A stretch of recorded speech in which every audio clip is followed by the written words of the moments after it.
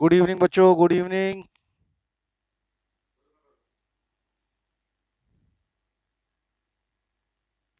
Good evening, good evening. आ गए। Good evening बच्चों, गुड इवनिंग, गुड इवनिंग।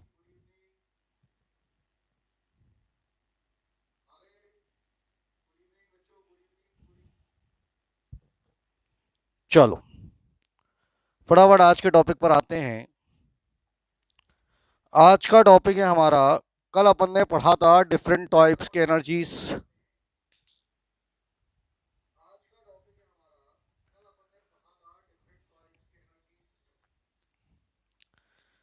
तो कल जो अपन ने पढ़ा पोटेंशियल एनर्जी और काइनेटिक एनर्जी और स्प्रिंग की energy, various forms of energy हमने पढ़ी। नीचे से होगा।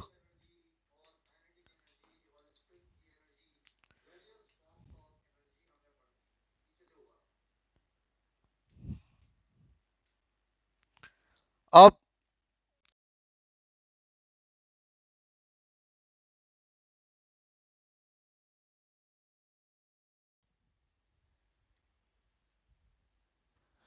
जो दूसरी चीजें हमारे जीवन में हैं इस चैप्टर को लेके, उसको समझें। तो ये सब चैप्टर ऑलमोस्ट खत्म है। ऑलमोस्ट। देखो, डिफरेंट फॉर्म्स ऑफ एनर्जी, अलग अलग तरह की कुछ एनर्जीज होती हैं जिनके नाम लिख लेते हैं हम लोग। अ, तो लिख लो डिफरेंट फॉर्म्स ऑफ एनर्जीज। कौन कौन सी एनर्जीज होती हैं जो हमारे जीवन में होती हैं? तो लिख लो एक एक करके। पहले मैकेनिकल एनर्जी। मैकेनिकल एनर्जी, पहली एनर्जी होती है मैकेनिकल। ये तो आपको पता ही चला कि इसमें काइनेटिक और पोटेंशियल होती है मैकेनिकल एनर्जी। दूसरा नाम होता है इंटरनल एनर्जी। इंटरनल एनर्जी, दूसरी एनर्जी हो गई इंटरनल एनर्जी। तीसरी एनर्जी होती है हीट। नाम लिख लो, थोड़ा थोड़ा समझा देंगे इनके बारे में। Heat oblique thermal energy. Heat oblique thermal energy. और चौथी एनर्जी होती है केमिकल एनर्जी। Chemical energy. फिर होती है इलेक्ट्रिकल एनर्जी। इनके बारे में थोड़ी थोड़ी जानकारियां होनी चाहिए। नाम लिख लो, जानकारियां मैं सबकी दे रहा हूं अभी। Electrical energy. फिर होती है न्यूक्लियर एनर्जी। न्यूक्लियर एनर्जी, ये डिफरेंट फॉर्म्स होते हैं एनर्जी के। इनके बारे में थोड़ी थोड़ी जानकारी हर बच्चे को होनी चाहिए। अब क्या क्या जानकारी है उसको समझो। जैसे मैं कहूँ मैकेनिकल एनर्जी, तो ये आप जानते हो कि जो काइनेटिक एनर्जी होती है और जो पोटेंशियल एनर्जी होती है, उनका जो सम होता है उसको मैकेनिकल एनर्जी कहते हैं। तो mechanical energy is the sum of kinetic energy and potential energy. तो ये बात तो समझ में आ गई। थोड़ा थोड़ा से लिखते जाओ। अब एक इंटरनल एनर्जी होती है। कौन सी एनर्जी होती है? इंटरनल एनर्जी मॉलिक्यूल्स के कारण एनर्जी होती है। जो एटम्स या मॉलिक्यूल्स होते हैं, और जो एटम्स या मॉलिक्यूल्स जब चलते हैं या उनकी जो पोजीशन चेंज होती है, उसके कारण जो एनर्जी होती है उसको कहते हैं इंटरनल एनर्जी। एटम्स या मॉलिक्यूल्स के कारण जो एनर्जी होती है उसको कहते हैं कौन सी एनर्जी? Internal energy. ये आपको पता है। जब बॉडी हीट हो जाती है, बॉडी हीट, बॉडी को जब हीट करते हैं तो उसके अंदर हीट एनर्जी या थर्मल एनर्जी होती है। ये आपने पढ़ा है। और इसके फॉर्मूले भी होते हैं हीट एनर्जी या थर्मल एनर्जी के। वो सब आप जानते होगे, नहीं तो आप आगे जाके पढ़ लोगे। तो अपन को हीट एनर्जी और थर्मल एनर्जी पढ़नी है। केमिकल्स के कारण जो एनर्जी होती है, केमिकल्स के कारण जो एनर्जी होती है, आप प्रैक्टिकल एग्जांपल समझो। जो सेल होता है आपका, सेल, उसके अंदर क्या होता है? केमिकल्स ही तो होते हैं। जो सेल होता है उसके अंदर क्या होता है? केमिकल्स होते हैं। तो उसके कारण उस जो सेल में जो एनर्जी है वो केमिकल्स के कारण है, उसको केमिकल एनर्जी कहते हैं। इलेक्ट्रिकल एनर्जी, यही जो करंट के कारण जो एनर्जी होती है, जो करंट के कारण एनर्जी होती है उसको इलेक्ट्रिक एनर्जी कहते हैं। और जो न्यूक्लियस के अंदर एनर्जी होती है जिसके कारण न्यूक्लियस स्टेबल होता है, उसको न्यूक्लियर एनर्जी कहते हैं। तो ये सारी की सारी एनर्जी आपको पता होनी चाहिए। तो ये सब चीजें हैं जो थोड़ी थोड़ी थोड़ी थोड़ी आपको पता है, और मेरा मानना है पता भी है। तो फटाफट इसको शॉर्ट में नोट डाउन कर लें जल्दी से।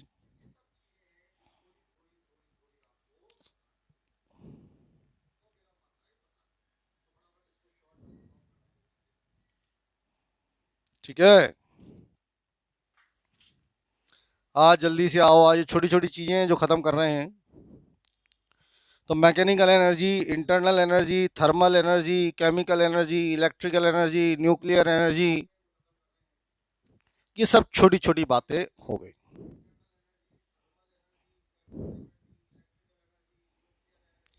इसके बारे में अपन ने लिख लिया होगा थोड़ा थोड़ा।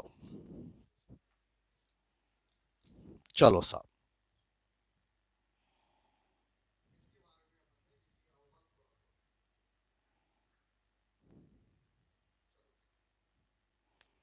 अब आइए नेक्स्ट।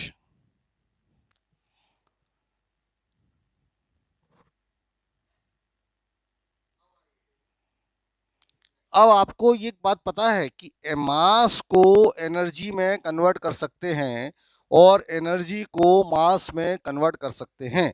ऐसा कितने बच्चों को पता है? जरा मुझे फटाफट वो यस लिखें और मुझे बताएं वो कौन सा फॉर्मूला होता है जिससे मास को एनर्जी में कन्वर्ट कर सकते हैं और एनर्जी को मास में कन्वर्ट कर सकते हैं, और वो फॉर्मूला दुनिया को पहली बार किसने दिया था?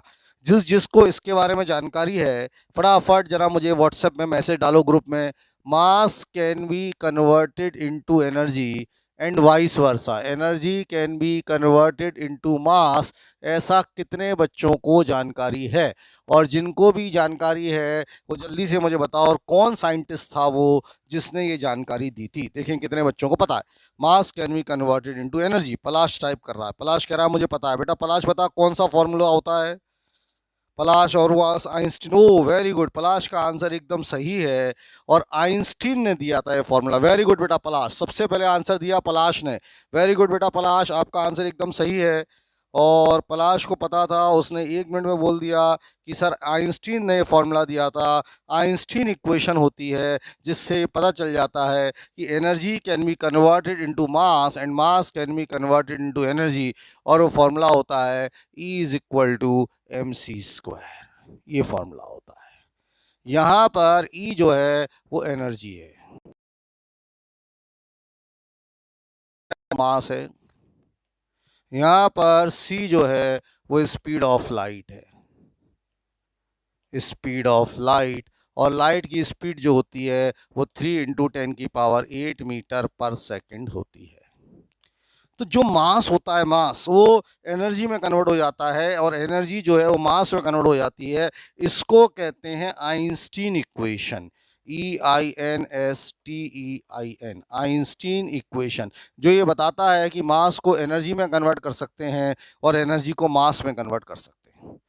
अब आपके दिमाग में आता होगा कि सर जो हम चलते हैं तो हमारा मास एनर्जी में कन्वर्ट क्यों नहीं होता? ऐसा मन में सवाल आता होगा कि जैसे मैं, आप चल रहे हो, आप दौड़ रहे हो, एक्चुअल में तभी होता है जब हम स्पीड ऑफ लाइट से चलें नियरली।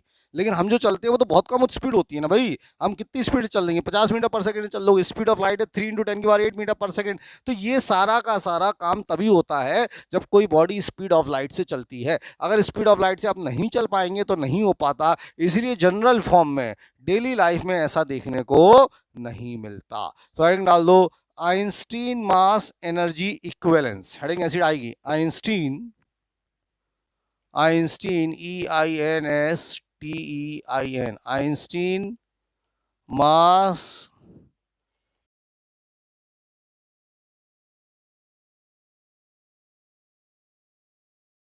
Energy equivalence. लिखें, इसमें लिखना शुरू करो। According to Einstein, according to Einstein लिखना है इसमें। According to Einstein mass can be converted into energy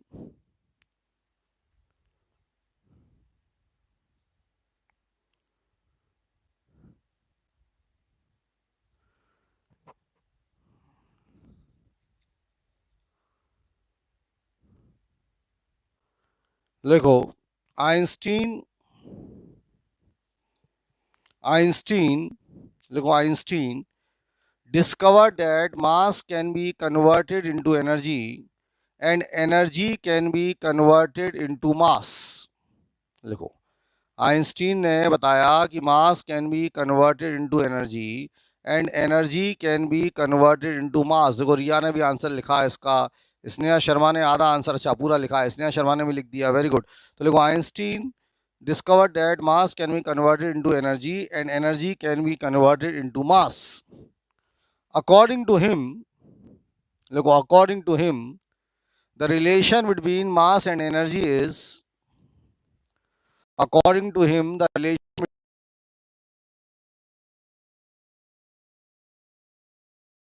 between mass and energy is E is equal to mc square. इसके हिसाब से जो रिलेशन आता है मास और एनर्जी के बीच में वो आता है E is equal to mc square. Here m is mass and c is the speed of light. m is mass and c is the speed of light. m जो है मास होता है और c जो होता है स्पीड ऑफ लाइट होता है।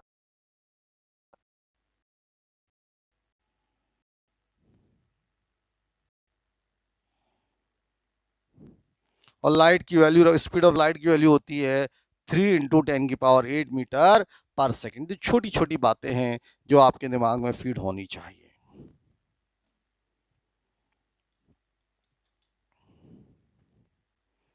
चलिए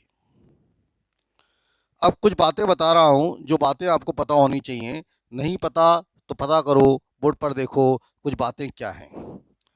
एनर्जी का जो एसआई यूनिट होता है, एसआई यूनिट ऑफ एनर्जी, ये सबको पता है। एसआई यूनिट ऑफ एनर्जी होता है बेटा जूल्स, ये आप सब जानते हो। लेकिन एनर्जी को इलेक्ट्रॉन वोल्ट्स में भी मेजर करते हैं, इलेक्ट्रॉन वोल्ट्स में भी मेजर करते हैं और ये ईवी से लिखते हैं। ईवी का फुल फॉर्म होता है इलेक्ट्रॉन वोल्ट।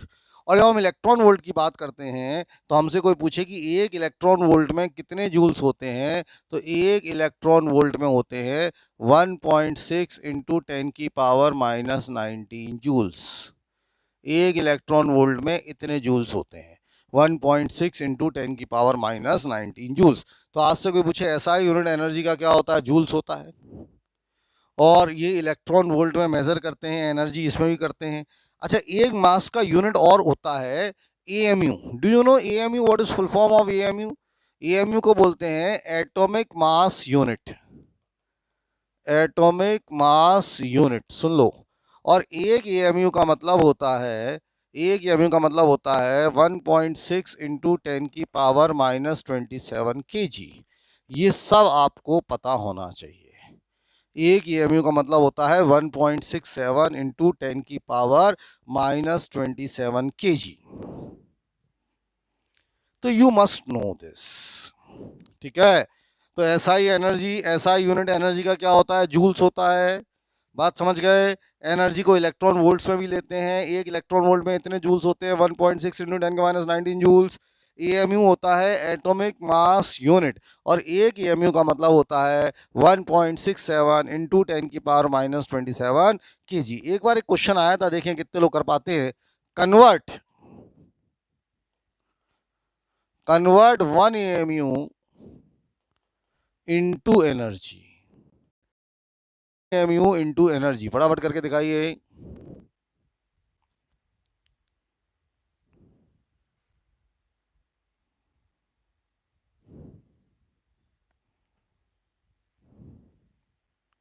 करो।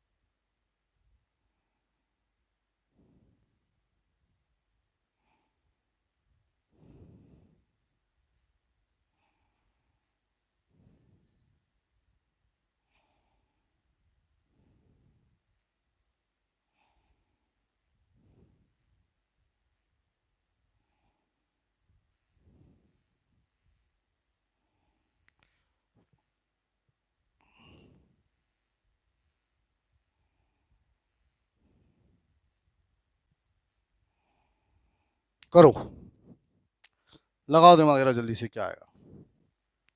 कितने बच्चे कन्वर्ट कर पाते हैं? पलाश ने एक आंसर दिया है। ये पलाश बेटा कहीं पढ़े थे क्या तुम? पलाश ने एक आंसर बोला है। पलाश जरा मुझे ईमानदारी से बताओ, ये आपने कहीं पढ़ा है क्या? क्योंकि इतना बढ़िया आंसर वो तभी दे सकते हो आप जब आपने इसको कहीं पढ़ रखा हो। चेक करके बताओ।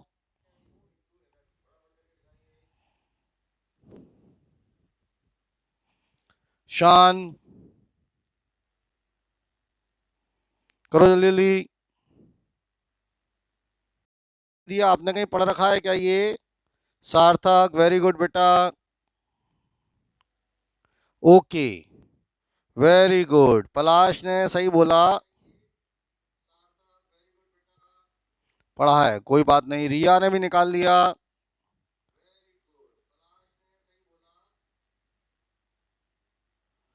देखो, बोर्ड पर देखते हैं। हमें एएमयू को एनर्जी में कन्वर्ट करना है, बोर्ड पर समझो यार। तो क्या होता है, E is equal to M C square लगाओ।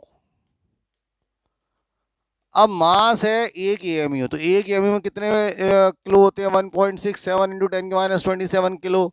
और सी की वैल्यू कितनी होती है? 3 इंटू 10⁻8 का स्क्वायर कर दोगे तो ये आ जाएगा 1.67 इंटू 10⁻27 इंटू 9 इंटू 10⁻16। 3 का स्क्वायर 9 और 10⁻8 है तो 10 का 16 हो जाएगा। तो 1.67 इंटू 9 इंटू 10⁻27 प्लस 16 हो गया। तो आंसर आ गया 1.67 इंटू 9 इंटू 10⁻11 आ जाएगा। ये 11 क्यों आ जाएगा? 27 में से 16 जाएंगे तो साथ में 6 का 11 बचेगा। अब इसको अपन को मल्टीप्लाई करना है, तो जब अपन इसको मल्टीप्लाई करेंगे 1.67 को 1.67 को मल्टीप्लाई किया 9 से तो कितना आ रहा है देखते हैं। ये आ रहा है 1.67 को जब 9 से मल्टीप्लाई कर रहे हो तो 15.03 आ रहा है। 1.67 इंटू 9 होता है 15.03, लगभग 15 आ रहा है 15.03। तो ये हो जाएगा हमारा आंसर 15.03 इंटू 10⁻11 जूल्स। मेरी बात समझो, इतना आ गया। ये ऐसा मोटा मोटा आंसर आ गया, लेकिन ये अच्छा आंसर नहीं लग रहा। इसको इलेक्ट्रॉन वोल्ट में चेंज करो। किस में चेंज करो? इलेक्ट्रॉन वोल्ट में। तो जब मैं इसको इलेक्ट्रॉन वोल्ट में चेंज करूंगा तो ये एनर्जी हो जाएगी 15.03 इंटू 10⁻11 डिवाइडेड बाय 1.6 इंटू 10⁻19।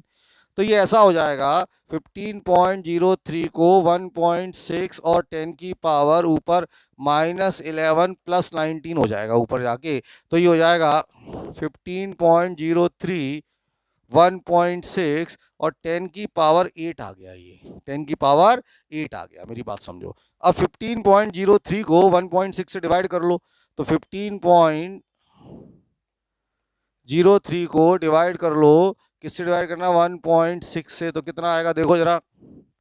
15.03 को डिवाइड किया 1.6 से 9.394 आ रहा है। मेरी बात समझो, 9.394। तो ये आ गया 9.394 इंटू 10 की पावर 8 आ रहा है। इसको मैं ऐसा लिख सकता हूँ, बोर्ड पर देखो, इसको मैं ऐसा लिख सकता हूँ, दिख भी रहा है। लिख भी सकते हैं साहब, क्यों नहीं लिख सकते? मैं कहूँ ऐसा लिख सकता हूँ, बिल्कुल लिख सकते हैं। क्या लिख सकते हैं? इसको हम ऐसा लिख सकते हैं 931 मेगा इलेक्ट्रॉन वोल्ट्स नियरली। तो इसको याद रखना है कि नियरली 931 मेगा इलेक्ट्रॉन वोल्ट्स होता है। नियरली, नियरली मैंने क्यों लिखा? क्योंकि एग्जैक्ट वैल्यू हमें नहीं पता, तो मैंने इसलिए उसको क्या लिख दिया? नियरली लिख दिया कि ऐसा नियरली होता है। तो इतनी बात हमारे समझ में आ गई होगी। तो ये नियरली होता है 931 मेगा इलेक्ट्रॉन वोल्ट्स। तो ये बात आपके दिमाग में घुस गई होगी। ये मेगा का मतलब 10⁻6 हो जाता है। तो आप आज से याद रख लो, कोई पूछे एक एएमयू में कितनी एनर्जी होती है? 931 मेगा इलेक्ट्रॉन वोल्ट्स होती है। और ये हमने ड्राइव भी कर लिया नियरली। तो एक एएमयू में 931.4 इलेक्ट्रॉन वोल्ट्स होते हैं, मेगा इलेक्ट्रॉन वोल्ट्स। लेकिन एक एएमयू आप तो मान लो कि 931 मेगा इलेक्ट्रॉन वोल्ट्स की एनर्जी पाई जाती है। ऐसा आपको जानकारी होनी चाहिए।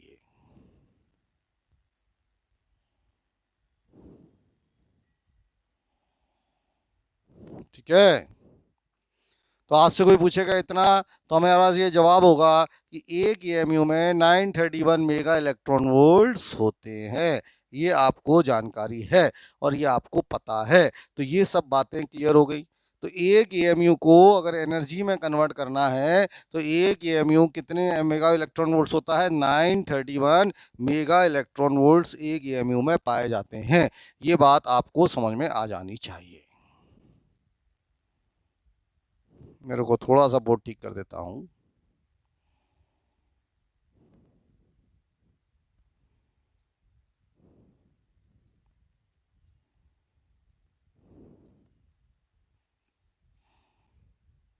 चलिए, अब मुझे लग रहा है कि सब ठीक हो रहा है। I think now it is clear. तो ये बात समझ आ गई। तो आज से कोई पूछेगा कि एक ईएमयू में कितने मेगा इलेक्ट्रॉन वोल्ट्स होते हैं, तो आंसर है एक ईएमयू में 931 मेगा इलेक्ट्रॉन वोल्ट्स होते हैं। और ये हमने ड्राइव भी कर लिया साहब, देख भी लिया। अब बताओ, यहां तक की बातें सबको क्लियर हो गई? यहाँ तक की बातें सबको समझ में आ गई? जल्दी से बताओ, जल्दी बोलो, यहाँ तक क्लियर है? कल को मैं बोलूँगी 5 ईएमयू को कन्वर्ट करो, तो अब याद रखना है डायरेक्ट कि एक ईएमयू में कितनी एनर्जी होती है? 931 मेगा इलेक्ट्रॉन वोल्ट्स होती है। तो 9 ईएमयू में कितनी हो जाएगी? 9 इंटू दिस। तो ये डायरेक्ट हमारे दिमाग में होना चाहिए। क्लियर है? जल्दी बताओ, यहाँ तक क्लियर है हर बच्चे को? जल्दी से बताइए फटाफट, जल्दी जल्दी जल्दी जल्दी जल्दी बताओ। याद रखना है, ये तो सब याद रखना है, इतनी बातें तो कर पाओगे। जल्दी बताओ, कोई डाउट है? कोई डाउट है? Any problem? जल्दी बोलो, जल्दी जल्दी जल्दी जल्दी जल्दी जल्दी रिप्लाई करो। क्लियर है? हर बच्चे को रिप्लाई करना है। क्लियर है? क्लियर है? क्लियर है? क्लियर है? क्लियर है? क्लियर है? क्लियर है? क्लियर है? चलिए, अब दूसरी बातों पर आ रहे हैं, दूसरी चीजों पर आ रहे हैं, दूसरी बातों को समझ रहे हैं। लिखो, क्वेश्चन है, जल्दी से।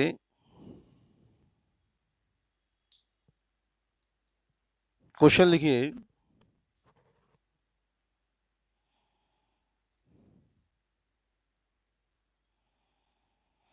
1 मिलीग्राम ऑफ यूरेनियम, क्वेश्चन लिखें, 1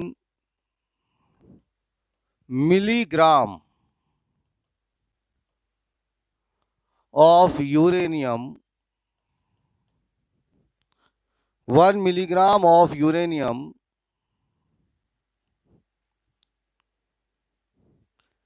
is used in atomic bomb, is used in atomic bomb. Find how much energy is liberated. Find how much energy is liberated. कितनी एनर्जी लिबरेट होगी? Find how much energy is liberated. Fast.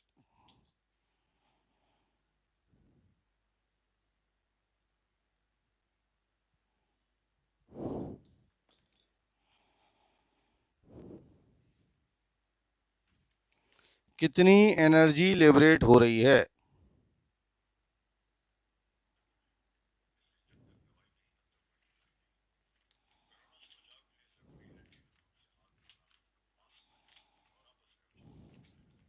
Fast.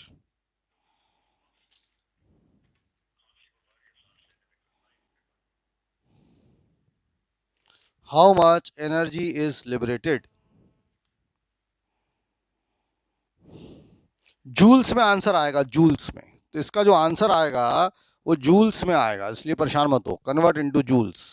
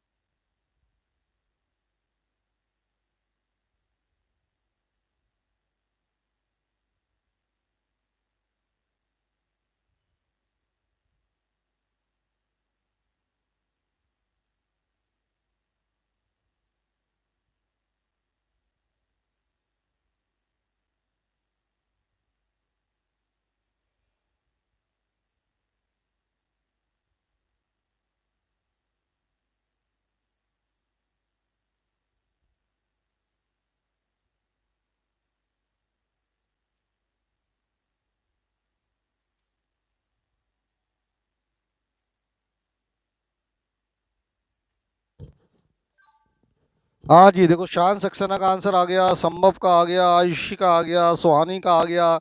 सबने एक ही answer भेजा है, 9 × 10 क्या -10। और ये अभिषेक का अलग आंसर आ रहा है, सिमरन का आ गया, मुश्ताक का आ गया, वेरी गुड, गुनगुन का आ गया। सब एक ही आंसर भेज रहे हैं। और क्या क्या भेज रहे हो तुम लोग? मानस राय का भेज दिया। ये मंजू का अलग आंसर आ रहा है। और बेटा पुराने वाले बैचों के बच्चों के आंसर ही नहीं आ रहे हैं, पता नहीं क्या कर रहे हैं। G1 G2 G3 G4 G5 ये कुछ कर ही नहीं रहे हैं, बैठ गए हैं। ये सारे आंसर जो आ रहे हैं नए वाले बच्चों के आ रहे हैं, पुराने वाले बच्चे तो आंसर ही नहीं निकालना चाह रहे हैं, पता नहीं क्या कर रहे हैं।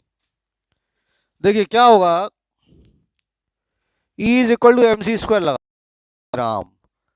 1 मिलीग्राम का मतलब हुआ 10⁻³ और 1 ग्राम में 10⁻³ -3 किलो होते हैं। तो 1 मिलीग्राम का मतलब हुआ 10⁻6 किलो। पहले तो समझो, किलो में कन्वर्ट करोगे भाई। 1 मिलीग्राम है, 1 मिलीग्राम का मतलब 10⁻³ मिली मतलब 10⁻3। और 1 ग्राम है 10⁻3 kg, तो 10⁻6 kg हो गया। तो ये 10⁻6 हो गया।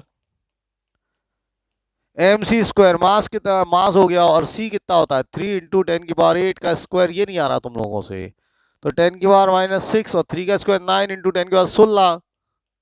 तो कितना आंसर आएगा, 9 × 10⁻10 जूल्स। ये लो आ गया आंसर, 9 × 10⁻10 जूल्स। इतनी एनर्जी मिलेगी 1 मिलीग्राम से। ये आंसर नहीं निकाल पाए।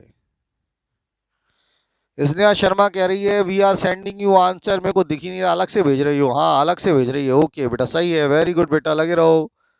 ओके ओके ठीक है, चलो। योजित भटनागर का आ गया, बाकी लोग कहाँ हैं ये सब?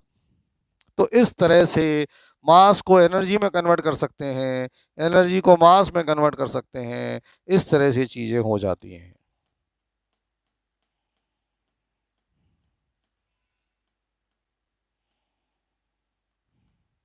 चलो, अब सवाल है, एक टफ क्वेश्चन दे रहा हूं। टफ क्वेश्चन, टफ क्वेश्चन जानते हो, अलग टाइप का क्वेश्चन है। देखो अलग टाइप का क्वेश्चन है। एक इक्वेशन दी हुई है, 1H2 equation. 1H2 plus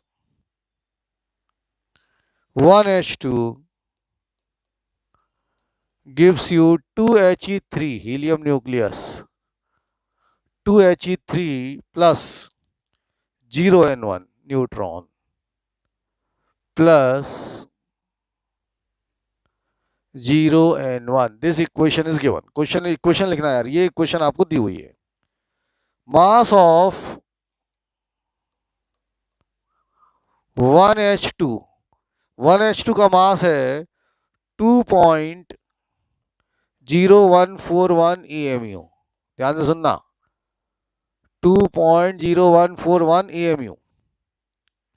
mass of 2He3, 2He3 का मास है, 2He3 का मास है 3.0160, 3.0160। और मास ऑफ न्यूट्रॉन 0N1 का मास है 1.0087। ये सब EMU में है, EMU। न्यूट्रॉन का मास है 1.0087 EMU। और एक EMU का मतलब होता है, एक EMU का मतलब होता है 1.67 10⁻27 kg। ये सब दिया है, एक EMU का मतलब इतना है, ठीक है, एक EMU इतना है। फाइंड एनर्जी रिलीज्ड,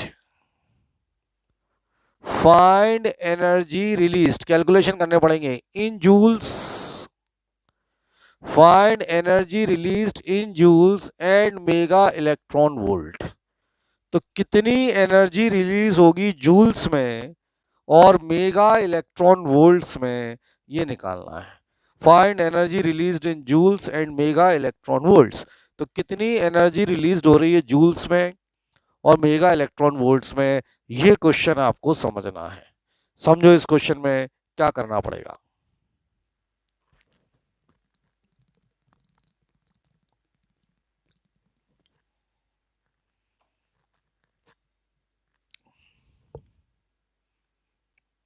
लगाओ दिमाग।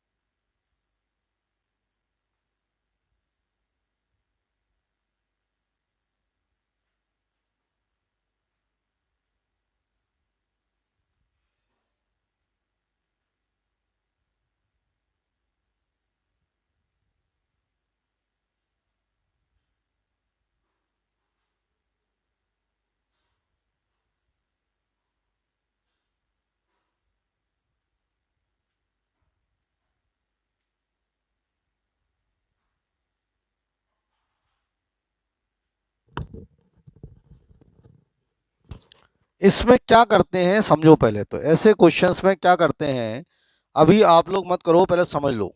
ऐसे क्वेश्चंस में क्या करते हैं, एलएचएस का मास देखो, एलएचएस लेफ्ट हैंड साइड, तो एलएचएस का जो मास होगा लेफ्ट हैंड साइड का, वो एक हाइड्रोजन और एक हाइड्रोजन 2.0141 प्लस 2.0141, ये आ रहा है 4.0282 EMU।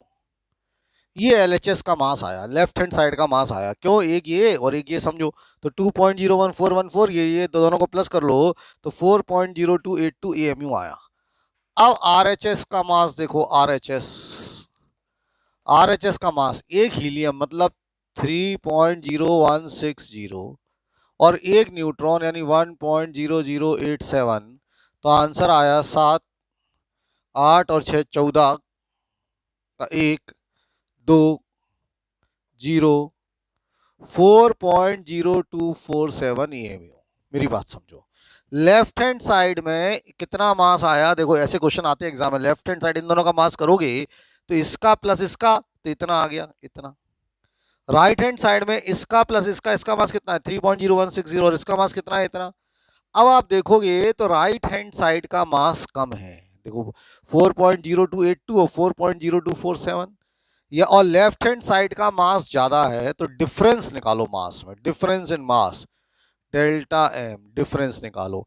तो 12 में से 7 गए, 5 बचा, 5 5, 7 में से 4 गए, 3 बचा, 0 0 EMU। इतना डिफरेंस आया, मेरी बात को समझो, इतना डिफरेंस आया।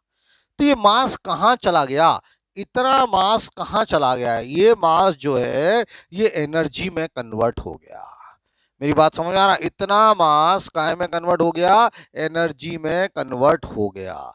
तो इतना मास अगर एनर्जी में कन्वर्ट हो गया, तो जो एनर्जी रिलीज होगी वो होती है mc²। मास कितना कन्वर्ट हुआ, 0.0035 इंटू 1.67 इंटू 10⁻⁻27। अब कोई पूछो ऐसा क्यों, ऐसा इसलिए क्योंकि ये मास को केजी में कन्वर्ट करना पड़ेगा, इंटू 3 इंटू 10⁸ का होल स्क्वायर, ये आएगा। इसको मल्टीप्लाई कर लो तो 0.0035 1.67 इंटू 10⁻⁻27, इसको जब मल्टीप्लाई कर लेंगे, सब कुछ कर लेंगे, तो ये लगभग आता है 5.232 इंटू 10⁻, लगभग आ रहा है -13 जूल्स। इतना आंसर आ गया। तो 5.232 इंटू 10⁻⁻13 जूल्स। ये बात दिमाग में घुसनी चाहिए, ये बात आपको समझ में आनी चाहिए। तो करेक्ट आंसर आ गया 5.232 इंटू 10⁻⁻13 जूल्स। जिन बच्चों को समझ में नहीं आया दोबारा समझो, ये रिएक्शन दी थी, तो हमने क्या किया, लेफ्ट हैंड साइड का मास निकाला। कैसे निकलेगा, हाइड्रोजन का मास, और हाइड्रोजन तो 2.0141 ये था, 2.0141 ये था, तो 2.0141 प्लस 2.0141 4.0282 EMU आया, ये आया। राइट हैंड साइड का मास निकालोगे 2He3 प्लस इसका मास जो था वो 3.0160 था, कमाया। इतना मास कहाँ चला गया, इतना मास एनर्जी में कन्वर्ट हो गया, और जो एनर्जी में कन्वर्ट हुआ उसके लिए फॉर्मूला लगेगा E is equal to mc², mass इतना EMU, केजी में कन्वर्ट करो और 300 इसको मल्टीप्लाई करो, इतना आ जाएगा। तो उसने बोला था एनर्जी रिलीज निकालो जूल्स में, तो जूल्स में तो निकाल ली। फिर मेगा इलेक्ट्रॉन वोल्ट में चाहिए, तो इसी एनर्जी को जब मेगा इलेक्ट्रॉन वोल्ट में चाहिए तो हम क्या करेंगे, एनर्जी जो आई हमारी 5.232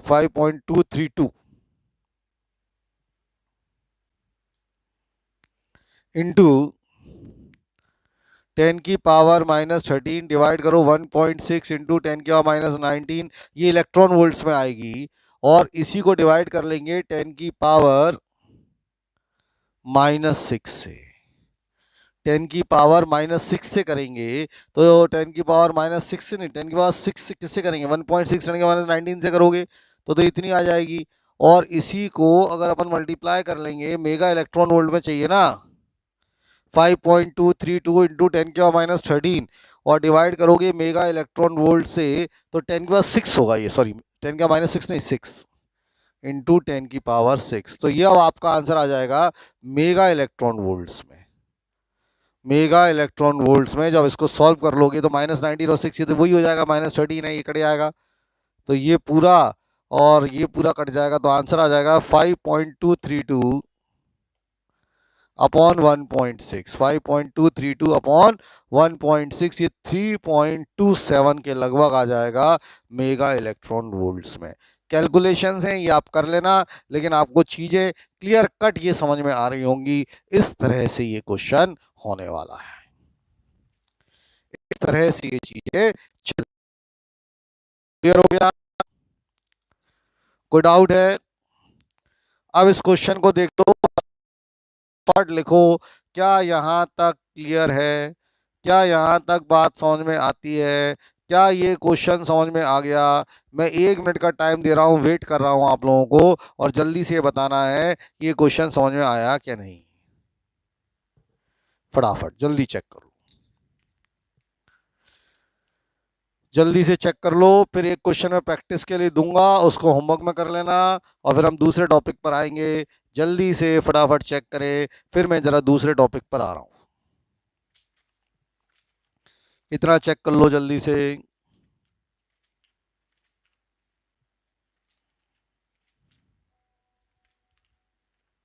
फास्ट।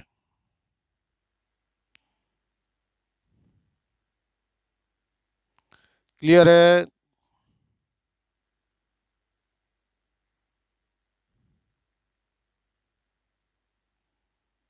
जल्दी चेक करो।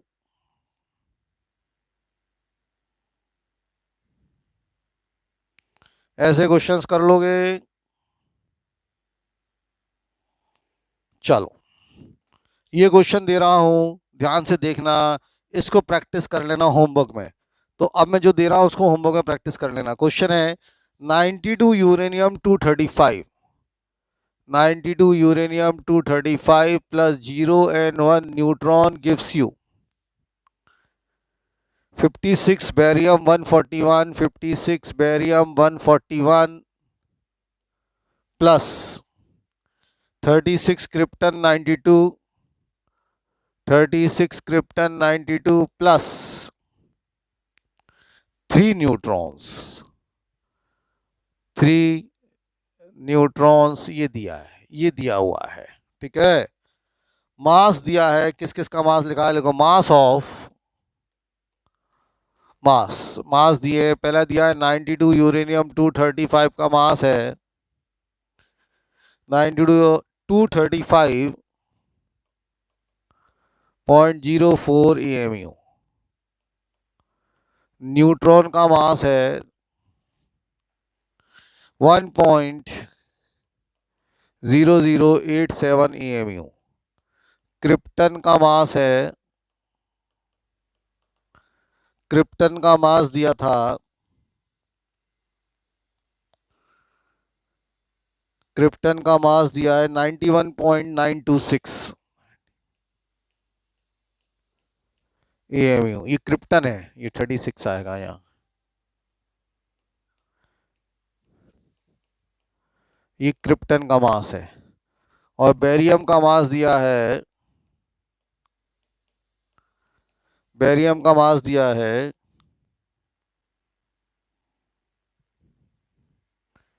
140.91 EMU। ये सब दिए वो मासेस, ठीक है, इसकी प्रैक्टिस कर लेना। सवाल है फाइंड एनर्जी रिलीज्ड, ये प्रैक्टिस क्वेश्चन है, एनर्जी रिलीज निकालना है in joules and mega electron volts, energy released in joules and mega electron volts. ये आप करके देखना और इसकी प्रैक्टिस कर लेना, तो ये क्वेश्चंस आप लोगों को समझ में आ जाएंगे।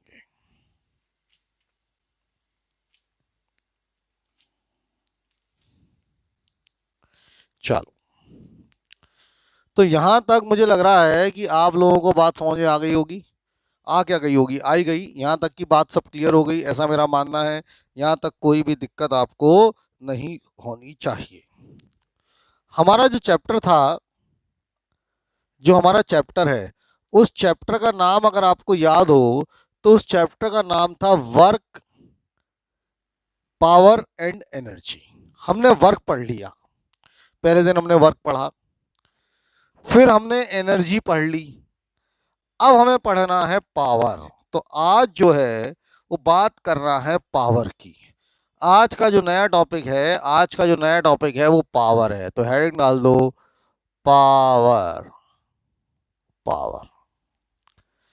अब पावर का मतलब क्या होता है ये हमें देखना है। तो आज हमें जो बात करनी है, आज हमें जो समझना है वो समझना है शब्द है पावर। अब पहले सुन लो, पावर का बेसिक मतलब होता है रेट ऑफ डूइंग वर्क।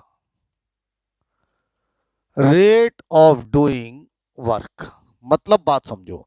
एक ये बच्चा है, ये एक बच्चा है बेचारा, इसने इसने क्या किया, 25 जूल काम किया। इसने 25 जूल्स काम किया 2 सेकंड में। इसने 25 जूल काम किया 2 सेकंड में। और ये दूसरा बच्चा है, ये दूसरा बच्चा है, इसने 50 जूल काम किया लेकिन 3 सेकंड में काम किया, 3 सेकंड में। अब मैं आपसे कहूं किसका पावर ज्यादा होगा। इसने 50 जूल काम किया लेकिन सॉरी 5 सेकंड में किया। कितने सेकंड में किया? 5 सेकंड में। तो अब जो बिना पढ़े लिखे बच्चे होते हैं वो कहते हैं इसने 25 जूल काम किया, इसने 50 जूल काम किया, तो पावर किसका ज्यादा होगा? तो वो कहते हैं इसका ज्यादा होगा। नहीं, पावर होता है रेट ऑफ डूइंग वर्क। यानी पावर जो है, रेट ऑफ डूइंग वर्क से मतलब होता है वर्क अपॉन टाइम। और वर्क का मतलब होता है एनर्जी। तो अपन ऐसा भी कह सकते हैं कि power is equal to energy upon time. मेरी बात को समझना, power is equal to energy upon time, work upon time. तो इसने 25 जूल काम किया 2 सेकंड में, तो इसका पावर हुआ 25 अपॉन 2, 12.5 वॉट, 12.5। अभी देखेंगे वॉट्स होता है। और इसका पावर हुआ, इसका पावर हुआ 50 अपॉन 5, 10 वॉट्स। तो पावर किसका ज्यादा हुआ? इसका ज्यादा हुआ। तो पावर एनर्जी से रिलेशन है लेकिन एनर्जी नहीं है। पावर होता है वर्क डन अपॉन टाइम, यानी एनर्जी अपॉन टाइम। तो पहली लाइन लिखे पावर की, power is defined as rate of doing work. पहली लाइन लिखें, power is defined as rate of doing work. लिखो power is defined as rate of doing work. तो लिखो power is equal to work done upon time. Power is defined as rate of doing work. तो power लिखो work done upon time. तो आज से कोई पूछे पावर क्या है तो हम बोलेंगे वर्क डन अपॉन टाइम। इसी को एनर्जी अपॉन टाइम भी कहते हैं। वर्क डन मतलब एनर्जी, और ये टाइम, इसी को एनर्जी अपॉन टाइम भी कहते हैं। नो, सब पॉइंट्स में लिखते चलना। तो power is defined as rate of doing work, और रेट ऑफ डूइंग वर्क का मतलब हो गया वर्क डन अपॉन टाइम, और वर्क डन अपॉन टाइम का मतलब हो गया work done upon time, energy upon time. Energy आप जानते हो, टाइम आप जानते हो। तो ये सब बातें क्लियर हो गई होंगी। अब ये स्केलर क्वांटिटी होती है, लिख लेना power is equal to scalar quantity. Power जो है वो कौन सी क्वांटिटी होती है? स्केलर क्वांटिटी होती है। ठीक है, पावर का डायमेंशनल फॉर्मूला निकालो जरा जल्दी से, फटाफट डायमेंशनल फॉर्मूला निकालो पावर का। बताओ जल्दी कितना आएगा। सब बच्चे डायमेंशनल पढ़ चुके हैं, डायमेंशन खत्म हो चुका है। पावर का डायमेंशनल फॉर्मूला निकाल के बताओ जल्दी से, फटाफट जल्दी से। पावर का डायमेंशनल फॉर्मूला निकाल के बताओ कितना आ रहा है, जल्दी।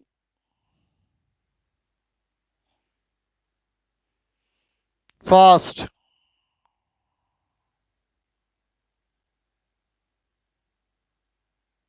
जल्दी।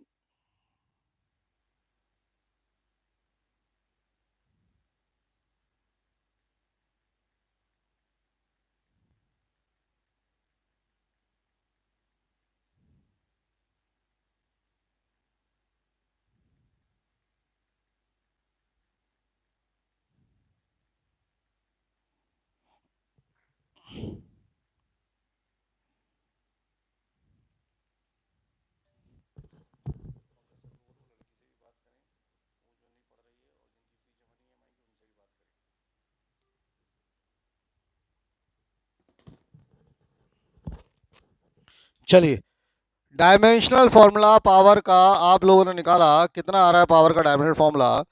तो कई बच्चों ने निकाला m1l2t-3। ओके बेटा, देखो क्या हुआ, एनर्जी एनर्जी होती है m1l2t-2 और टाइम होता है t। तो कितना आ जाएगा, ऊपर ले जाएंगे तो आंसर आ जाएगा m1l2t-3। बिल्कुल सही है, ऐसे ब्रैकेट में आ जाएगा। तो पावर का डायमेंशनल फॉर्मूला हो गया m1l2t-3। ठीक है, अब आज से पावर का एक नया फॉर्मूला दे रहा हूं जो जनरली किसी भी बच्चे को नहीं पता होता। बोर्ड पर देखें, पावर का नया फॉर्मूला। पावर होता है एनर्जी अपॉन टाइम। अभी आप ये सबको पता होता है, या वर्क अपॉन टाइम, वर्क कर लेते हैं एनर्जी की जगह, work upon time, work upon time. और वर्क होता है फोर्स इनटू डिस्प्लेसमेंट, और नीचे टाइम। बात को समझो, पावर होता है वर्क अपॉन टाइम और वर्क होता है force into displacement upon time, और डिस्प्लेसमेंट अपॉन टाइम को वेलोसिटी कहते हैं। तो पावर का नया फॉर्मूला आज से याद रखो, force dot velocity. Dot product होता है फोर्स का और वेलोसिटी का। तो power is equal to force dot velocity या फोर्स इनटू वेलोसिटी। ये बात आपको पता होनी चाहिए। तो पावर का फॉर्मूला फोर्स इनटू वेलोसिटी भी होता है। ऐसी बातें आपको पता होनी चाहिए। ठीक है, तो पावर का नया फॉर्मूला आज से दिमाग में रखेंगे, कितना, फोर्स इनटू वेलोसिटी। जनरली ये बात किसी को पता नहीं होती। जनरली किसी से भी पूछो पावर, वो कहता है वर्क अपॉन टाइम। मैं कहता हूं फोर्स इनटू वेलोसिटी भी होता है। ऐसा यूनिट ऑफ पावर। चलो, यूनिट्स पावर के, तो सबसे पहले ऐसा यूनिट ले लो। तो ऐसा यूनिट पावर का क्या होगा, work upon time, joules per second. Joules per second, और इसको वॉट्स कहते हैं, WATTS, watts. Joules per second, और इसको हम लोग क्या कहते हैं, वॉट्स कहते हैं। तो ऐसा यूनिट हो गया joules per second, watts. Other units, जो दूसरे यूनिट्स हैं फेमस, जो दूसरे यूनिट्स होते हैं अदर यूनिट्स, वो लिखो, किलोवाट, किलोवाट, मेगावाट। एक होता है horse power. Horse power, 1 kilowatt का मतलब होता है 10⁻³ वॉट, 1000 वॉट। 1 मेगावाट का मतलब होता है 10⁻⁶ वॉट। और 1 हॉर्स पावर का मतलब होता है 746 वॉट्स। 746 वॉट्स। 1 हॉर्स पावर का मतलब होता है 746 वॉट्स। आज भी बहुत सारी मशीन्स जो होती हैं वो हॉर्स पावर में आती हैं। मैं आपको घर में बताता हूँ, जो टिल्लू पंप लगा होता है, पानी भरने की मोटर लगी होती है, वो HP में होती है। आप देखना वहाँ लिखा होगा 0.25 HP या 0.5 HP या 1 HP, वो हॉर्स पावर में आती है। ये जो हॉर्स पावर यूनिट है, ये कैसे पड़ा होगा, ये इसका बड़ा विचित्र किस्सा है। पुराने ज़माने में जितनी भी चीज़ें होती थी, कोई इंजन तो होता नहीं था, पुराने ज़माने में कोई गाड़ियाँ तो होती नहीं थी। पुराने ज़माने में केवल और केवल घोड़ा होता था, हॉर्स होता था काम करने के लिए। और जिस व्यक्ति के पास, जिस राजा के पास ज़्यादा घोड़े होते थे, वो बड़ा शक्तिशाली माना जाता था, और घोड़े में बड़ी शक्ति होती थी, ऐसा मानते हैं। तो 1 हॉर्स पावर का बेसिकली उस समय यूनिट जो निकाला था, उसका मतलब था कि अगर एक मशीन को 1 हॉर्स पावर की है, तो ये मशीन उतना ही काम कर सकती है जितना 1 हॉर्स कर सकता है। तो जितना काम 1 हॉर्स कर सकता है, उतना ही काम 1 हॉर्स पावर की मशीन कर सकती है। पुराने ज़माने में जब ये यूनिट फाइंड आउट किया था, तो इसलिए ऐसा करते थे, हॉर्स पावर। अब ये क्लियर हो गया होगा। तो 1 किलोवाट का मतलब 10⁻³ वॉट, 1 मेगावाट का मतलब 10⁻⁶ वॉट, 1 हॉर्स पावर का मतलब 746 वॉट्स होते हैं। 2-3 क्वेश्चंस दे रहा हूं, इन 2-3 क्वेश्चंस को पहले नोट डाउन करना है जल्दी से, और फिर मैं आपको 3-4 मिनट का टाइम दूंगा, उस 3-4 मिनट में क्वेश्चन करने हैं। पहला क्वेश्चन है, man of mass 60 kg, man of mass 60 kg climbs up, climbs up staircase. Staircase मतलब वो जीनों पर चढ़ रहा है। Man of mass 60 kg climbs up staircase carrying a load, carrying a load of 20 kg on his head, वो अपने वजन ले जा रहा है 20 किलो का अपने सिर पर, on his head, full stop. Staircase has,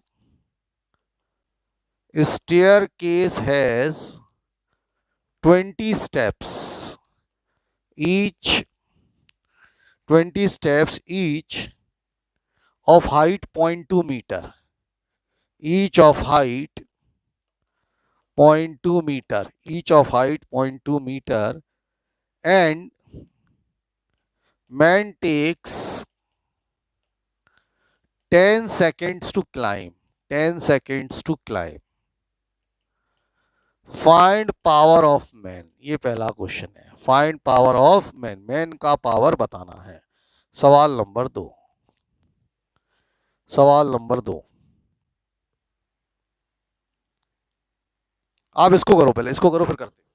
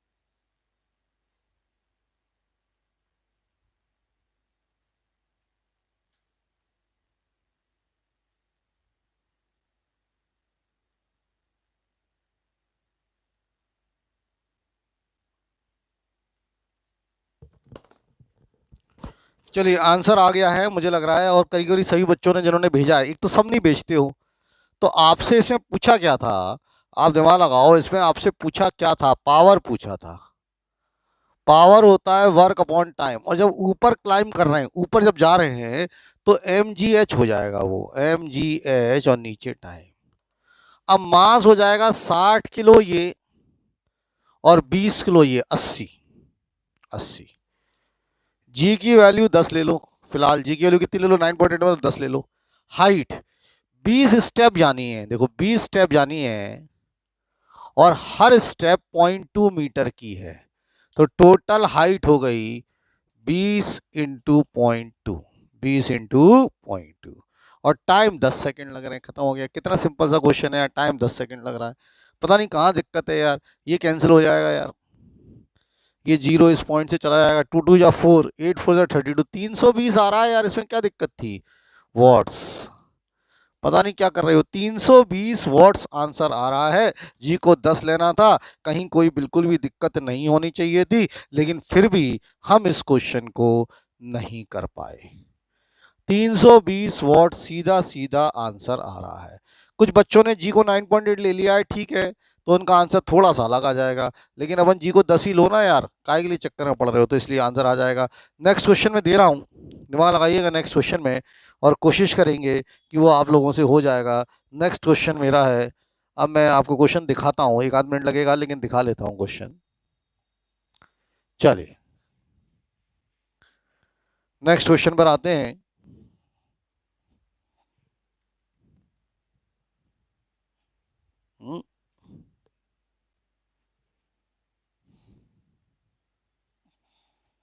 एक मिनट रुको, आ रहा है।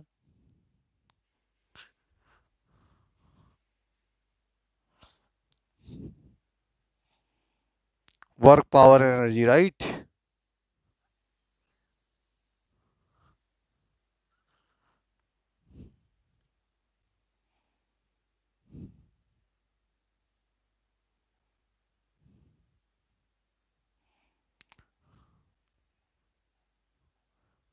नेक्स्ट क्वेश्चन पर आ रहे हैं।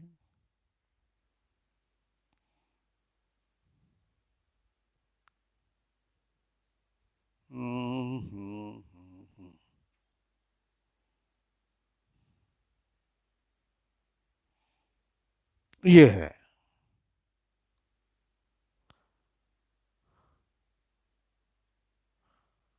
और बड़ा कर लेते हैं, चलो note it down this question fast.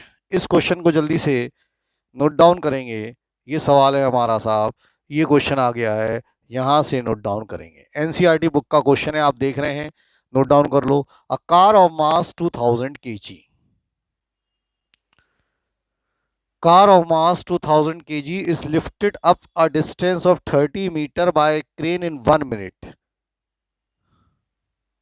Why 1 minute? Full stop, यहाँ होगा। A second crane does the same job in 2 minutes. Do the cranes consume the same or different amounts of fuel? What is the power supplied by each crane? Neglect the power dissipation against friction. लगाओ दिमाग इस question के अंदर, और देखो ये question कैसे कर पा रहे हो, फास्ट करिए।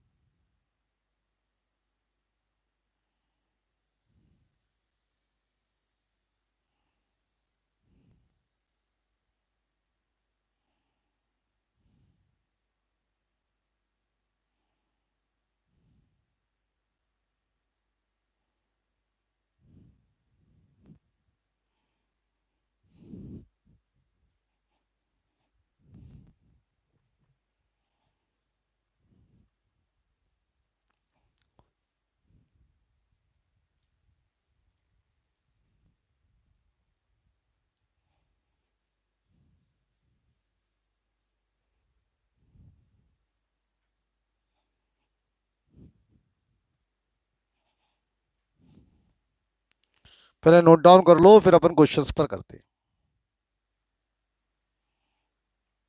अभिषेक मिश्रा बेटा, अब तो आपका आंसर आ रहा है ना, अब तो आपको डाउट नहीं लग रहा, आप कह रहे थे टफ लगता है टफ लगता है। चलो करो।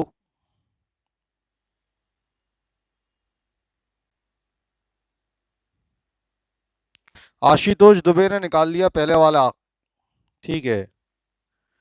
और लोग करो जरा जल्दी से, टाइम नहीं है, जरा जल्दी से करो।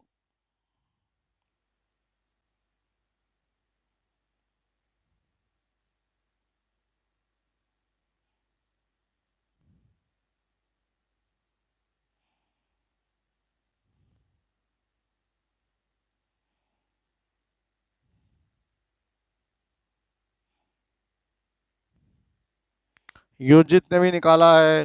देखो पहला तो क्वेश्चन ये है कि कार का मास 2000 किलो है, 2000 किलो की कार को उठाना है, 30 मीटर उठाना है, और क्रेन उठा रही है 1 मिनट में, 1 मिनट में। और दूसरी क्रेन ने भी सेम काम किया, सेम जॉब, दूसरी क्रेन ने भी सेम जॉब मतलब सेम वर्क हुआ, लेकिन दूसरी क्रेन को 2 मिनट लगे।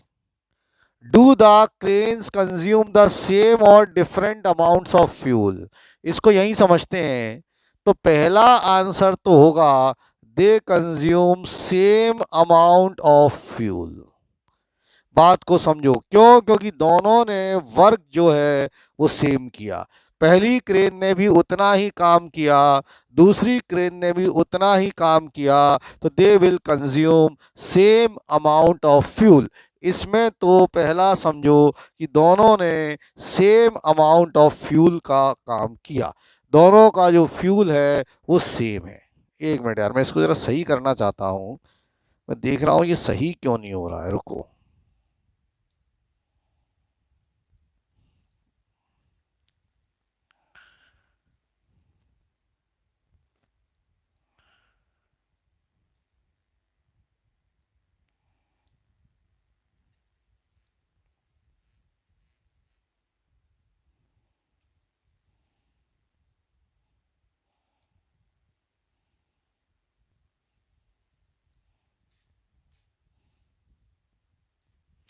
एक मिनट रुको यार, मैं जरा सेटिंग कर लूँ इसकी प्रॉपर।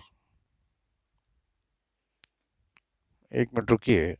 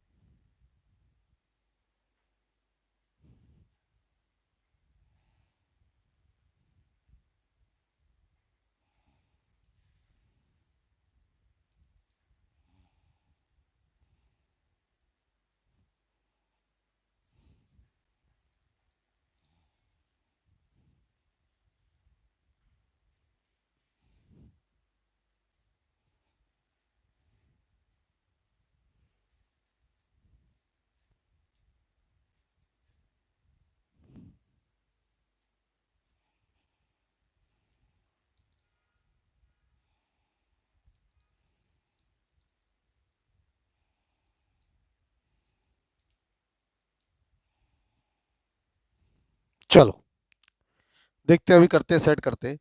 तो सेम जॉब करेंगे दोनों, इसमें तो कोई डाउट ही नहीं है कि सेम जॉब होगा।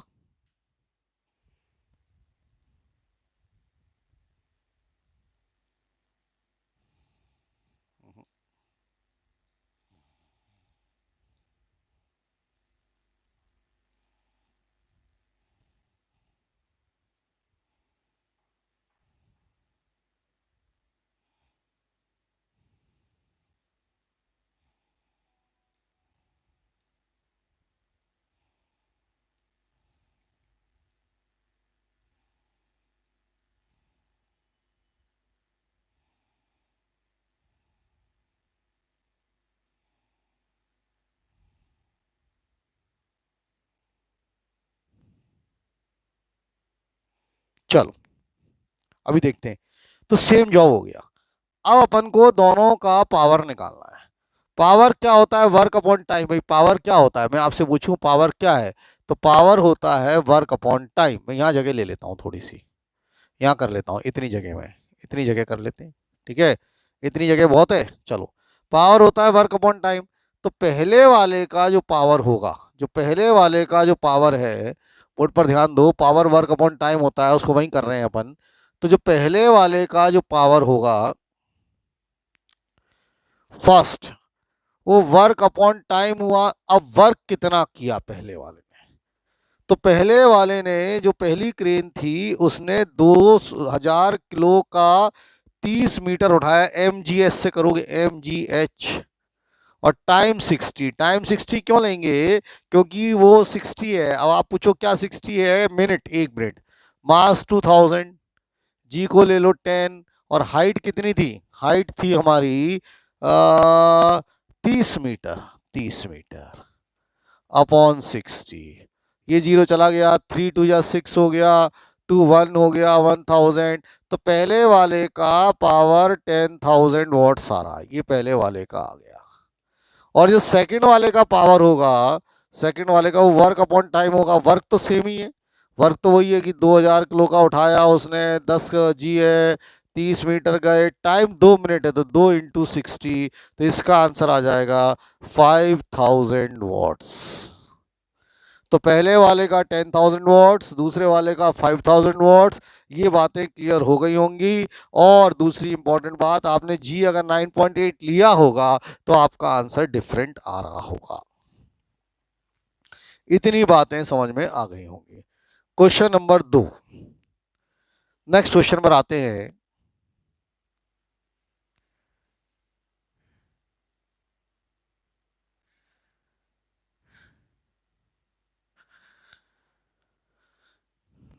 इस क्वेश्चन को करिए, try this question. Example number 53, इस क्वेश्चन की कोशिश करिए, लगाओ दिमाग इस क्वेश्चन में जल्दी से, फास्ट। ट्राई दिस क्वेश्चन, लिख लो जल्दी। Electric motor is used to lift an elevator and its load. Total mass इतना, to a height of 20 metre. Lift की बात चल रही है। Time taken for the job is 20 seconds. What is the work done? What is the rate at which work is done? ये कुछ नहीं है, ये क्वेश्चन मार्क है। If the efficiency of the motor is 75%, at which rate is the energy supplied to the motor? Question करिए, question लिख लो पहले।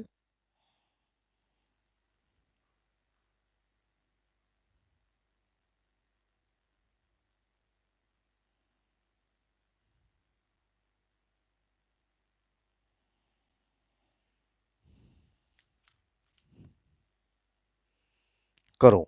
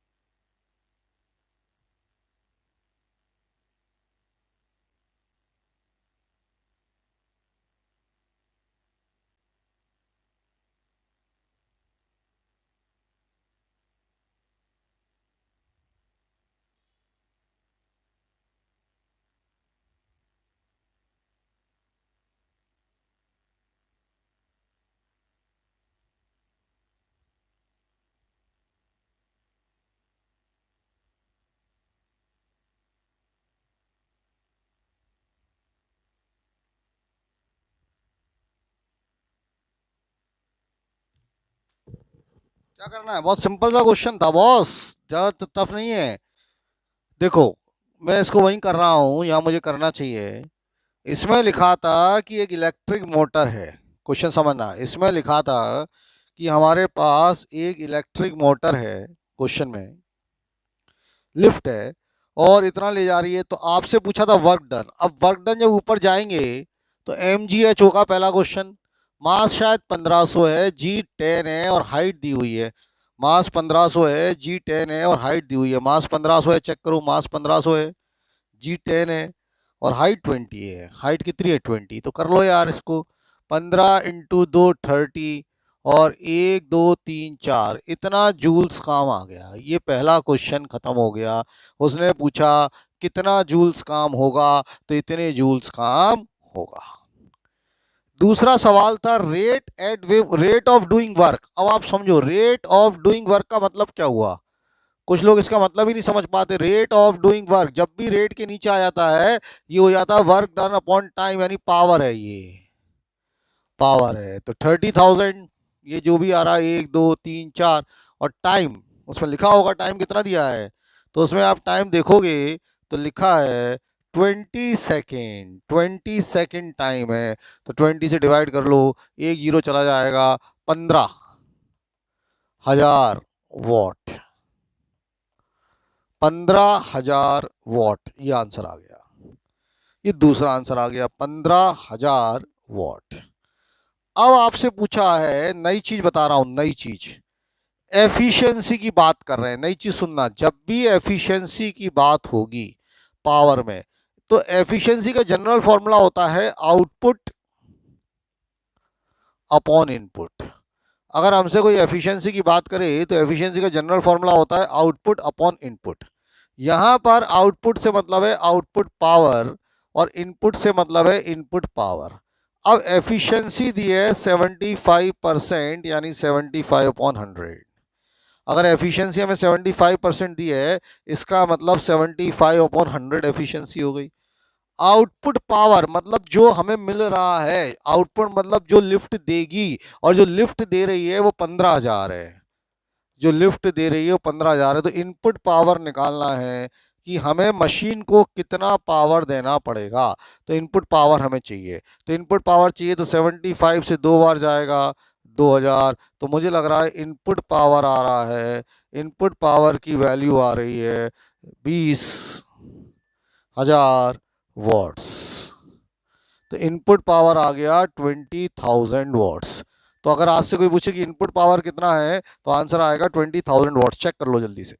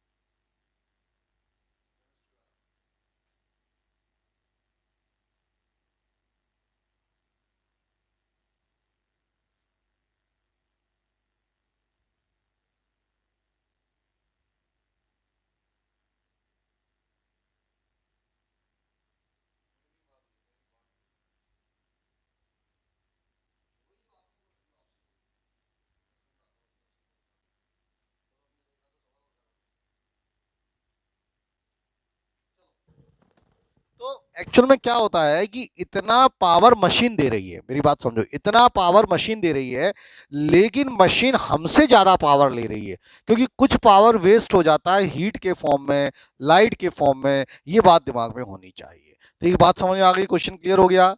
कर पाओगे? एक और क्वेश्चन दे रहा हूं इसी तरह का, दिमाग लगाना, फटाफट दिमाग लगाना इसी तरह से। नेक्स्ट क्वेश्चन दे रहा हूं, दिमाग लगाइएगा, देखिए क्या करते हो। नेक्स्ट क्वेश्चन आज का,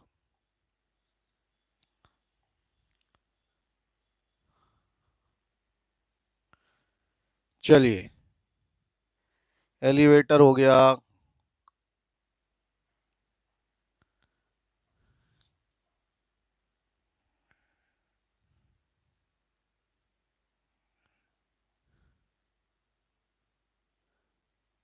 चलो ये करो जरा जल्दी से। A machine gun fires 60 bullets per minute. Note it down this question fast. इस क्वेश्चन को नोट डाउन करो। पावर निकालना है गन का, ये क्वेश्चन करो। Machine gun fires 60 bullets per minute with a velocity of 700 meter per second. With a velocity of 700 meter per second, ठीक है। If each bullet has mass of 50 gram, find the power developed by the gun. करिए।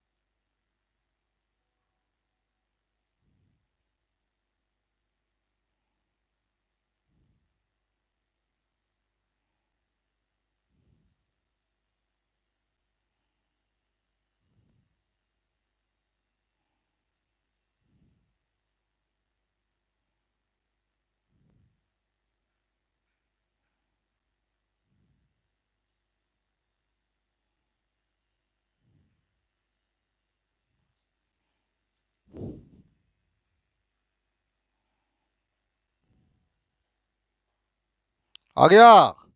Okay, 12250। तो देखो क्या करोगे इसमें।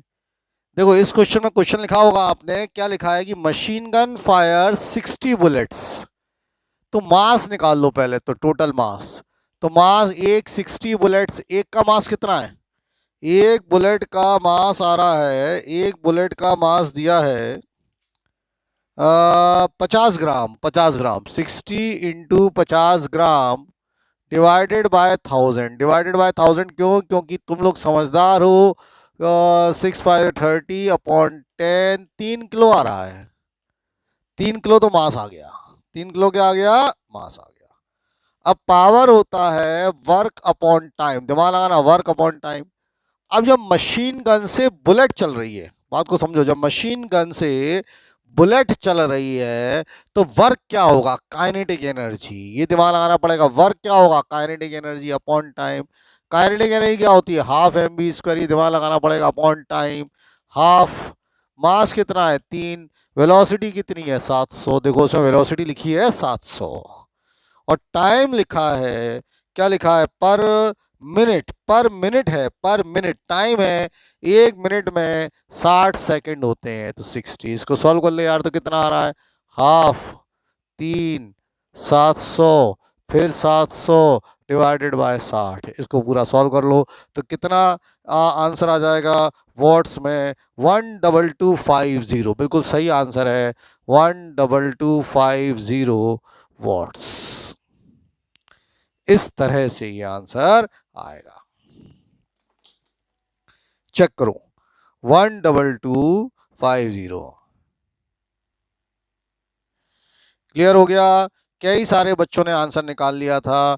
और ये आंसर किस किस का आया देखो, शिवानी धाकड़, शान सक्सेना, सोहानी सिंह राजपूत, मोहिनी यादव, अनन्या, योजित भटनागर, प्रियांशी जैन और मुश्ताक, आशुतोष दुबे, संदीप शर्मा, इतने सारे बच्चों ने आंसर निकाल लिया।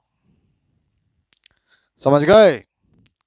अब बताओ ये पावर, अभिषेक मिश्रा, अब तेरे को पावर आ रहा है कि नहीं? तुम कह रहे थे पावर मुझे टफ लगता है, पावर समझ आ रहा है कि नहीं आ रहा है? चेक करो पावर कर पाओगे कि नहीं कर पाओगे। एक और क्वेश्चन पावर का दे रहा हूं, जल्दी बताओ पावर कर पाओगे कि नहीं कर पाओगे। नेक्स्ट क्वेश्चन पर आते हैं पावर के। चलिए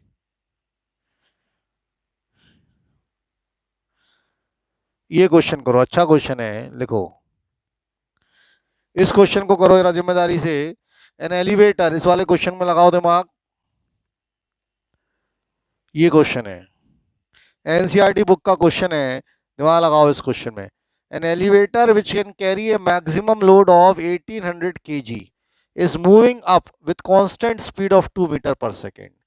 Frictional force opposing the motion is 4000 Newton. Determine the minimum power delivered by the motor to the elevator in watts as well as in horsepower. लगाओ दिमाग इस क्वेश्चन में फटाफट करो।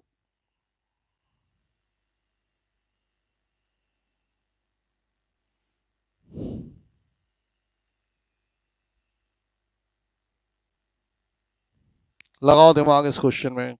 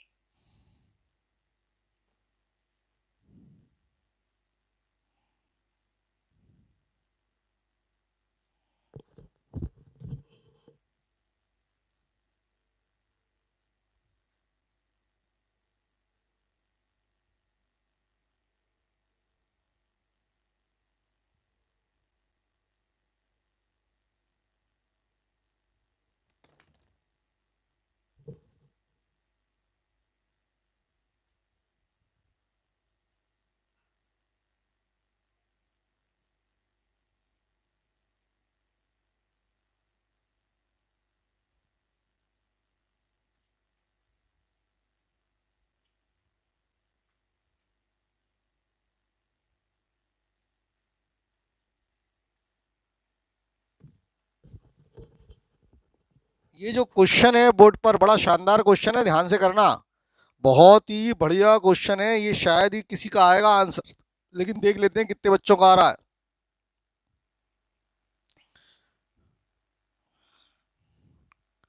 विशिष्टा ने भेजा है but it is wrong.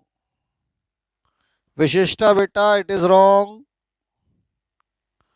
Ashutosh Dubey ने भेजा है, आशुतोष दुबे का सही है। हिमशिका ने भेजा है, हिमशिका का गलत है, आशुतोष का सही है। आशुतोष का सही है। विशिष्टा फिर गलत है, फिर गलत है बेटा विशिष्टा। और कोई नहीं कर पा रहा इसको क्या? वरुण, वरुण बेटा गलत है। वरुण बेटा 444, हाँ वरुण का सही है, वरुण का सही है।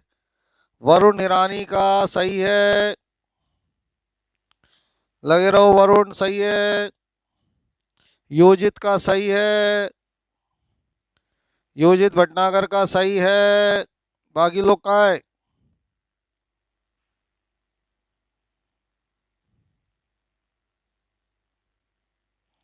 मुस्कान खान सही है, दिया रमतानी सही है, सार्थक सही है।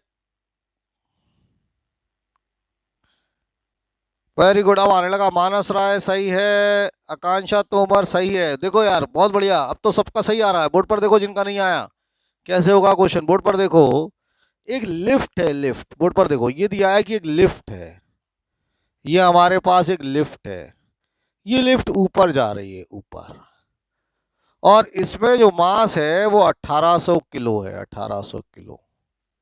तो नीचे फोर्स लगेगा mg, और चूंकि लिफ्ट ऊपर जा रही है तो फ्रिक्शन फोर्स भी नीचे लगेगा, जो आप लोगों ने दिमाग नहीं लगाया, 4000 न्यूटन। फ्रिक्शन फोर्स भी नीचे लगेगा 4000 न्यूटन। उसमें लिखा है कि फ्रिक्शन फोर्स लगता है, कितना फ्रिक्शन फोर्स लग रहा है, 4000 न्यूटन, और 1800 किलो मास है। तो जो टोटल फोर्स लग रहा है, टोटल फोर्स वो लगेगा mg प्लस 4000। mg हो गया 1800, मास है, g को 10 ले लो, प्लस 4000, तो 18000 प्लस 4000, 22000 न्यूटन का फोर्स लग रहा है। ये हो गया। अब आप इसको डायरेक्ट निपटा दो। वर्क का फॉर्मूला फोर्स इंटू वेलोसिटी, 22000, और वेलोसिटी दी हुई है, बिना दिमाग लगाए क्वेश्चन को उड़ा देते। वेलोसिटी उसके अंदर लिखी हुई है 2 मीटर पर सेकेंड, तो इसमें लगाते ये वाला, तो कुछ नहीं करना था। 44,000 जूल्स, नहीं वॉट्स, वॉट्स 44,000, 44,000 वॉट्स आंसर आ जाता। बताओ क्या था इसमें? इसमें पावर का फॉर्मूला लगना होता फोर्स इंटू वेलोसिटी। अब फोर्स कैसे निकालोगे? mg भी लगेगा और फ्रिक्शन फोर्स भी नीचे लगेगा, तो ये सब बातें आपको आनी चाहिए। दूसरा इसमें पूछा था हॉर्स पावर में, तो हॉर्स पावर में चाहिए तो 746 से डिवाइड कर दो, तो जैसे ही हॉर्स पावर निकालोगे तो क्या आ जाएगा, वर्क डन, अपन उसमें वर्क डन उसको 746 से डिवाइड करेंगे तो ये आ जाएगा 44,000 डिवाइडेड बाय 746, आंसर आ जाएगा फटाफट। कितना आंसर आ रहा है? इसको सॉल्व कर लो, लगभग 59 HP आंसर आ जाएगा। 59 हॉर्स पावर का आंसर आ रहा है। तो करेक्ट आंसर आ रहा है 59 हॉर्स पावर। क्लियर हो गया? कर लोगे पक्का?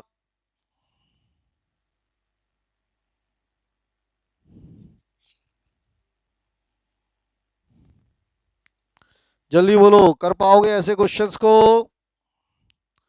अबे बोलो जल्दी से, सबको आ गया? सबको आ गया? नेक्स्ट क्वेश्चन पर आते हैं, नेक्स्ट क्वेश्चन को समझते हैं, नेक्स्ट क्वेश्चन को करने की कोशिश करते हैं। बहुत अच्छा क्वेश्चन है। एक और क्वेश्चन है, आज का आखिरी सवाल होना चाहिए। देखते हैं साहब क्या सवाल आता है अपने सामने। तो नेक्स्ट क्वेश्चन पर आते हैं, आ जा।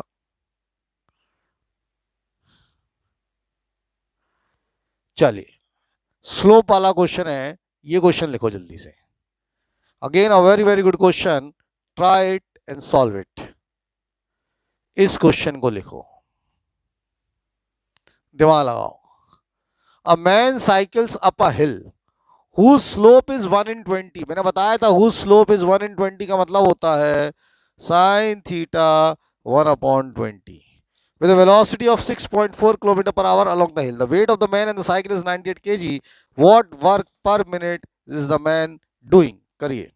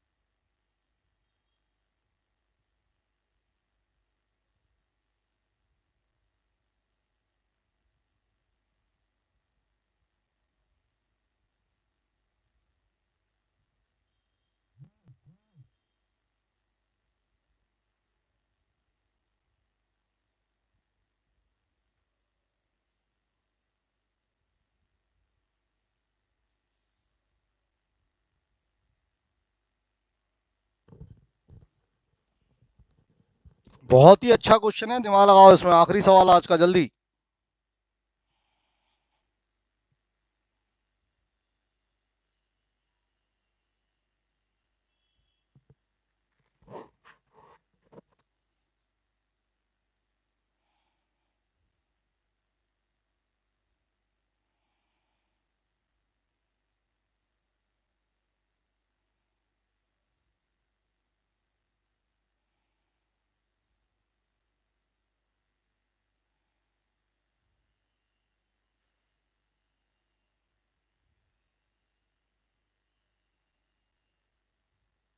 संभव अग्रवाल ने आंसर भेजा है इसका कुछ।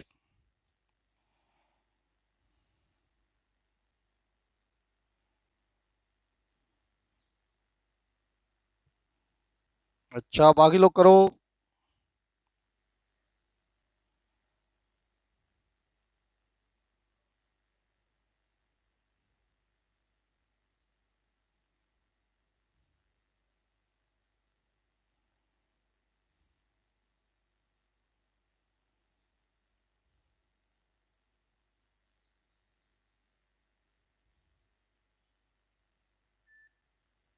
फास्ट।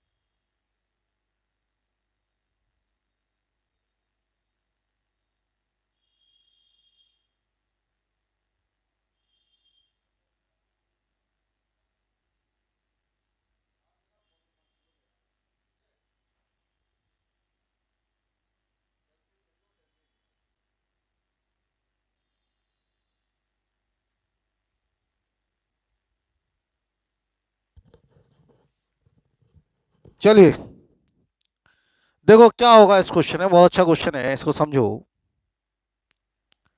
ध्यान से देखेंगे। इसमें लिखा है मैन साइकिल्स अप अ हिल, यानी वो ऐसे जा रहा है, ऐसे। मैन साइकिल्स अप अ हिल, ऐसे जा रहा है। ठीक है, तो मैन जो है वो साइकिल्स अप अ हिल ऐसे चल रहा है। और 1/20, 1/20 मतलब ये जो एंगल है थीटा, ये साइन थीटा दिया है 1/20। मैंने पहले ही बताया था, मतलब 1/20 का मतलब होता है कि साइन थीटा की वैल्यू 1/20 है। नहीं,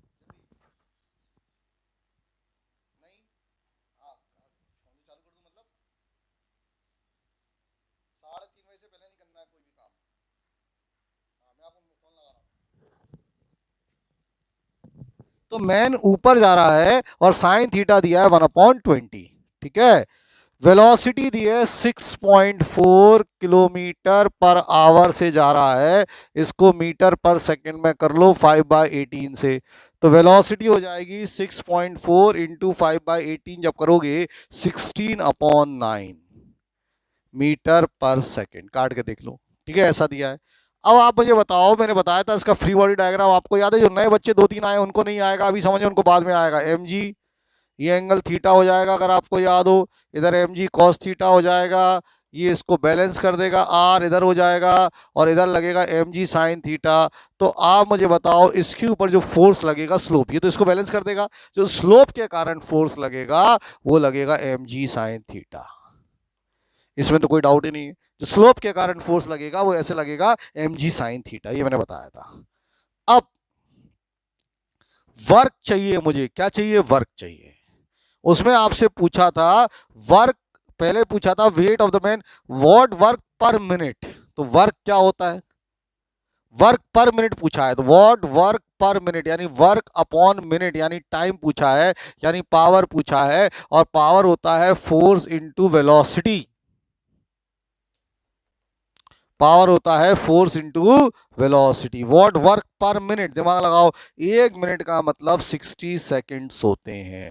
व्हाट वर्क पर मिनट, 1 मिनट का मतलब 60 सेकेंड्स होते हैं। पहले तो पावर निकाल लो, पहले तो आप पावर निकाल लो यार, सब बातें छोड़ो, पहले तो आप पावर निकाल लो फोर्स इंटू वेलोसिटी से।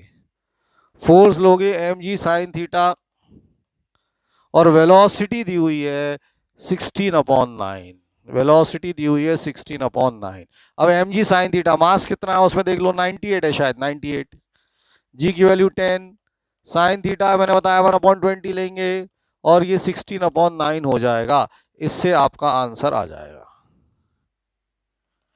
98, 10, 1/20 और 16/9। इस तरह से ये सारे आंसर्स आपके निकल आएंगे। सॉल्व कर लीजिए।